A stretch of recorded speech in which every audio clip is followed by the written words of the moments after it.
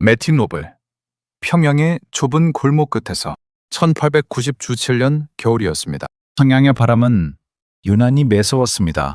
대동강 쪽에서 불어오던 찬 공기가 골목마다 오래 머물렀습니다. 해가 져도 사람들은 쉽게 문을 열지 않았습니다. 누군가 문을 두드리면 먼저 숨소리부터 죽였습니다. 그 시절 평양은 조용했습니다. 아주 조용했습니다. 하지만 그 조용함 속에는 늘 무언가 섞여 있었습니다.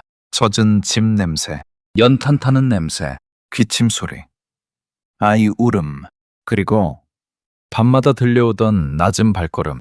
그날도 한 여인이 천천히 골목 안으로 들어왔습니다. 키는 크지 않았습니다.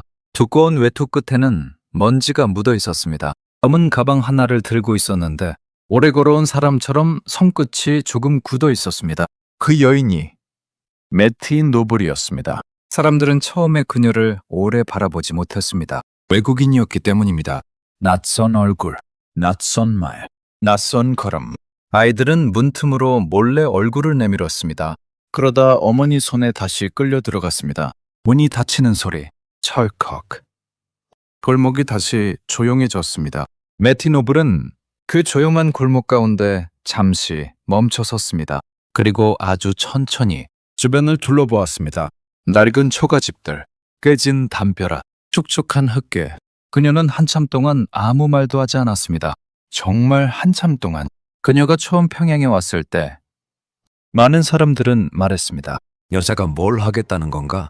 그 시절 조선의 여성들은 쉽게 밖으로 나오지 못했습니다. 배우는 드물었습니다. 이름 대신 누구의 딸, 누구의 아내, 누구의 어머니로 불렸습니다. 글을 읽는다는 것조차 사치처럼 여겨지던 때였습니다. 그런데 매티 노블은 여자아이들을 찾았습니다. 아주 오래, 아주 조용히. 어느 날이었습니다.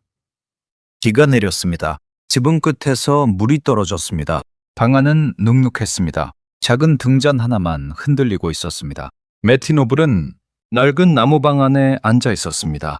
그녀 앞에는 여자아이 3명이 앉아 있었습니다. 아이들은 계속 손을 숨겼습니다. 손등이 갈라져 있었기 때문입니다. 한 아이는 계속 발끝만 바라보았습니다. 또 한 아이는 그가 문 밖에 서 있는 건 아닌지 자꾸 뒤를 돌아보았습니다. 그 작은 방 안에서 매티 노블은 조용히 글자를 적었습니다. 그리고 아이들의 손을 천천히 붙잡았습니다. 이건 글자입니다. 서툰 조선말이었습니다. 발음도 조금 어색했습니다. 하지만 아이들은 그 말을 오래 기억했습니다. 보십시오. 누가 처음으로 그 아이들 이름을 불러주었겠습니까? 누가 처음으로 그 아이들 손에 책을 쥐어주었겠습니까? 누가 처음으로 너도 배울 수 있다고 말했겠습니까? 그날 방 안에는 기침 소리만 조금 들렸습니다. 아무도 쉽게 말을 잇지 못했습니다. 혼잣불만 흔들렸습니다. 매티 노블은 학교를 세우기 시작했습니다. 처음에는 작은 방 하나였습니다. 창문 틈으로 바람이 들어왔습니다. 겨울이면 손이 얼었습니다. 먹물이 자주 굳었습니다. 아이들은 맨발로 오는 날도 많았습니다. 어떤 아이는 동생을 업고 왔습니다. 어떤 아이는 몰래 왔습니다. 집에서 들키면 혼나기 때문이었습니다. 하지만 아이들은 조용히 모여들었습니다. 1명, 2명, 그리고 조금씩. 매티 노블은 아이들에게 글만 가르치지 않았습니다. 손 씻는 법을 알려주었습니다. 아픈 사람을 돌보는 법도 알려주었습니다. 천천히 숨쉬는 법, 아기를 안는 법, 상처를 닦는 법. 그녀는 늘 작은 수건을 들고 다녔습니다. 아이들 손을 닦아주곤 했습니다. 어떤 날은 양냄새가 방 안 가득 퍼졌습니다. 어떤 날은 밤새 아이 곁을 지켰습니다. 그리고 새벽이 되면 다시 수업을 시작했습니다. 그녀는 자주 골목을 걸었습니다. 혼자. 눈 오는 날에도, 비 오는 날에도. 가끔 사람들은 창문을 조금 열고 그녀를 바라보았습니다. 낯선 여인. 하지만 이상하게 계속 골목으로 들어오는 사람, 떠나지 않는 사람. 매티 노블은 아픈 여자들이 있다는 말을 들으면 찾아갔습니다. 아이를 잃은 집에도 갔습니다. 굶는 집에도 갔습니다. 문 앞에서 오래 기다릴 때도 많았습니다. 안에서 인기척이 들려도 문이 쉽게 열리지 않았습니다. 그녀는 그냥 기다렸습니다. 말없이. 정말 오래. 기억하십니까? 사람의 마음은 큰 말보다 오래 기다려준 시간을 기억한다는 것을. 그녀는 늘 서둘러 떠나지 않았습니다. 반한 공기가 가라앉을 때까지 앉아 있었습니다. 울음이 조금 멎을 때까지 기다렸습니다. 아이 숨소리가 고르게 들릴 때까지 그 손을 놓지 않았습니다. 1900년 무렵 평양은 조금씩 변하고 있었습니다.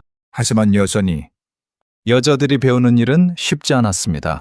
사람들은 수군거렸습니다. 쓸데없는 짓이다. 여자가 글을 배우면 집안이 망한다.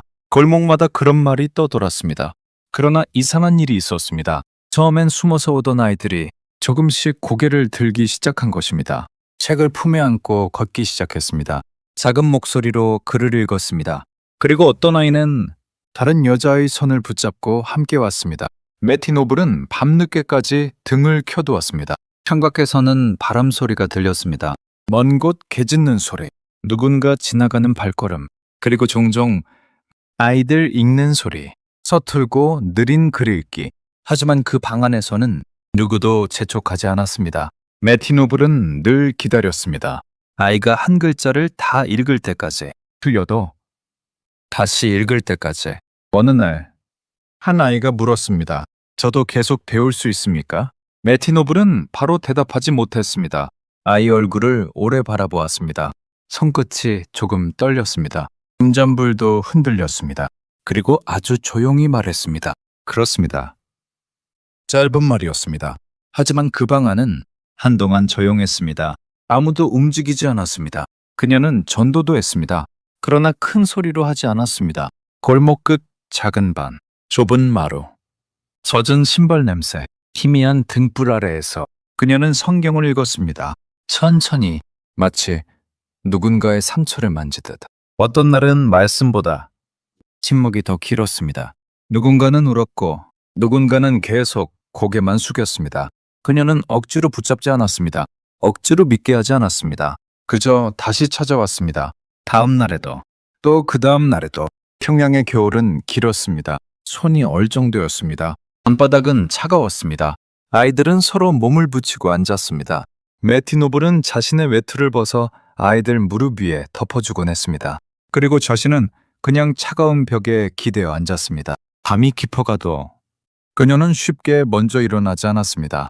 아이들이 잠든 뒤 조용히 등을 끄고 나갔습니다. 문 닫히는 소리조차 작게 하려 했습니다.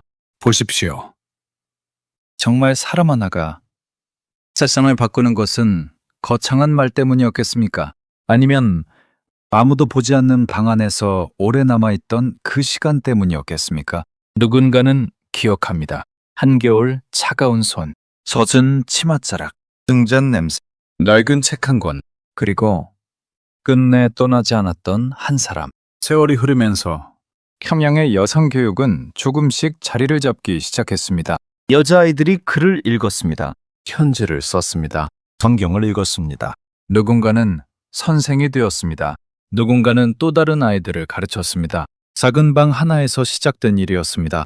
정말 작은 방, 낡은 바닥, 차가운 공기, 희미한 불빛. 거기서부터였습니다.